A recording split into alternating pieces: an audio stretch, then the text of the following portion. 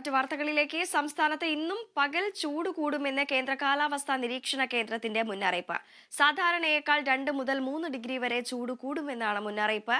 രാജ്യത്തെ ഉയർന്ന താപനില കഴിഞ്ഞ ദിവസം പുനലൂരിൽ രേഖപ്പെടുത്തി. ജാഗ്രത പാലിക്കാൻ നിർദ്ദേശിച്ച് സംസ്ഥാന ദുരന്ത നിവാരണ അതോറിറ്റി.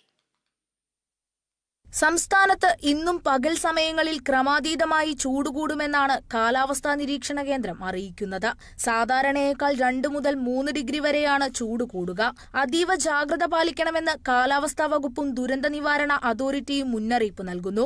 പകൽ 11 മണി മുതൽ 3 മണി വരെ നേരിട്ട് സൂര്യപ്രകാശം ഏൽക്കാതിരിക്കാൻ ശ്രദ്ധിക്കണം.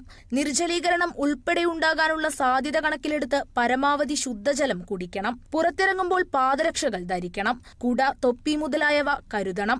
കൂടാതെ സ്കൂളുകൾക്കും അംഗൻവാടികൾക്കും ഉൾപ്പെടെ സംസ്ഥാന ദുരന്ത നിവാരണ അതോറിറ്റി മാർഗനിർദ്ദേശങ്ങൾ പുറപ്പെടുവിച്ചിട്ടുണ്ട്. വനമേഖലകളിലും ചൂട് കൂടുന്ന സാഹചര്യത്തിൽ കാട്ടുതീ വ്യാപിക്കാനുള്ള സാധ്യതയും പ്രവചിക്കുന്നുണ്ട്. വനമേഖലയോട് ചേർന്ന് താമസിക്കുന്നവരും വിനോദസഞ്ചാരികളും ജാഗ്രതാ നിർദ്ദേശങ്ങൾ കൃത്യമായി പാലിക്കണം. അതേസമയം വ്യാഴം, വെള്ളി ദിവസങ്ങളിലും ഫെബ്രുവരി ആദ്യ ദിവസങ്ങളിലും സംസ്ഥാനത്ത് മഴയ്ക്കുള്ള സാധ്യതയുണ്ടെന്നും കാലാവസ്ഥാ വകുപ്പ് അറിയിച്ചു. Kerala vision news, Thiruvananthapuram.